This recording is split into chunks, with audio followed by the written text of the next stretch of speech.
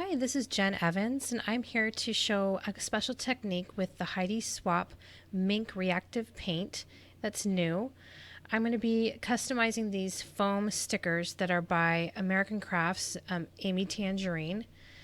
And some other things that you'll need for this project will be some Minc foil, a couple of scissors, one to cut paper with and the other for foil. To start this project, you'll need to take the stickers out of the package, and decide which stickers you would like to foil. I am pulling the XOXO off of the backing because I want to paint these on a non-stick surface. And so I am using the Minc Reactive paint here, and I'm just going to squeeze it onto a non-stick surface. You don't want to use, if you do have a Heidi Swapp mat, you don't want to use it on that mat because this stuff really dries fast. And if it dries on this non-stick craft sheet, it can come off quickly with just a little bit of a scrape, and it won't damage your surface. So I am brushing it on to the foam, and I'm doing the edges. As you can see, I'm making sure that each part of the sticker is covered, all in the inside edges, and making sure that it's all even. I want to make sure that this is completely dry before removing it from the craft sheet. And I am going to use the sticker backing. Now, if I do this again, I'll just go ahead and cut this from the sticker sheet next time instead of pulling it off like that. But, and as you can see, I'm making sure that all of the glue, or the reactive paint actually, is folded down on each side. To speed the setting time, you can use a heat tool, which I didn't show here. You can let this air dry and it will work just the same, but it needs to be completely dry before placing it back on this sticker sheet and or sticker backing, I guess, and put it through the Minc. So now that I have it on this backing, I can now know that it's not going to stick to my Minc folder.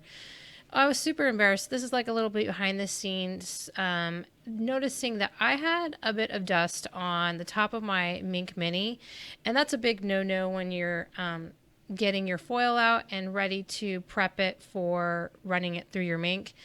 If there's any dust, then those dust particles are going to make it so that the Minc foil doesn't adhere in those spaces. So grab my Swifter. You got to see a little bit of that. I'm using special scissors. It's not anything special about these scissors except the fact that they only are used to cut foil. And so I have them a different color handle so that I can remember these are my foil scissors, and they need to be nice and sharp to be able to cut my foil. And I'm placing it in my transfer folder, making sure that it's smooth.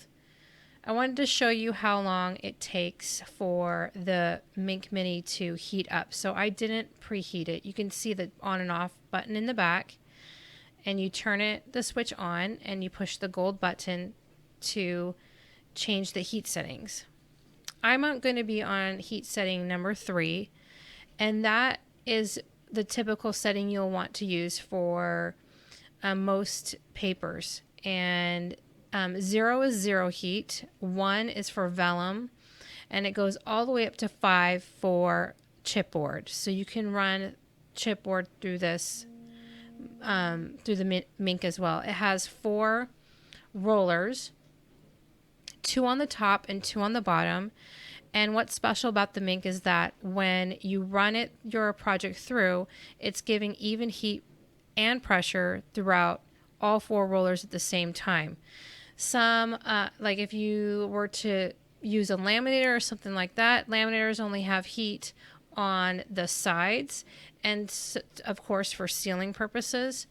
So you don't get that even heat all the way through, and then you don't get even pressure because most those laminator machines only have 2 rollers. So this is going to give you a perfect application every time you run it through the Minc. And so this reactive paint is actually what's happening. It's reacting to the foil. It's being heated up, and inside the paint has a polymer in it that is actually melting, little particles of plastics melting inside the Minc, and it's reacting to that foil, which is what's making it stick. And that even pressure is making sure that it has a perfect application.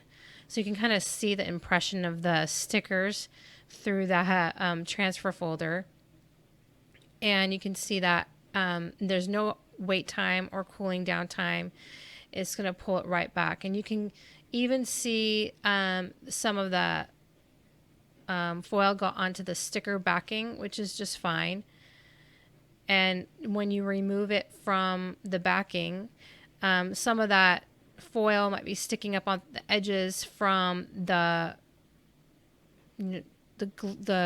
reactive paint not being smooth around the edges when you were painting. But just smooth it down with your finger and it's perfect and ready to go on your project. I love how shiny it is, and now you can customize any of your stickers that you have at home for any project. It's so nice. I'm so excited to be able to make my own custom stickers, and I know you will be too when you try this technique out. Here I am putting the stickers on, and I have noticed that I've misplaced the other X. It's nowhere to be found, and hopefully I don't find it in my clothing somewhere tonight where it shouldn't be. Thanks so much, and until next time, create often.